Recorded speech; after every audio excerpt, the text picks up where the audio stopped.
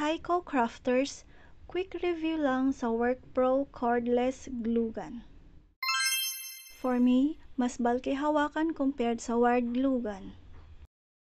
To power up, long press nyo lang yung power button, then wait nyo na magkulay green ang ilaw before using.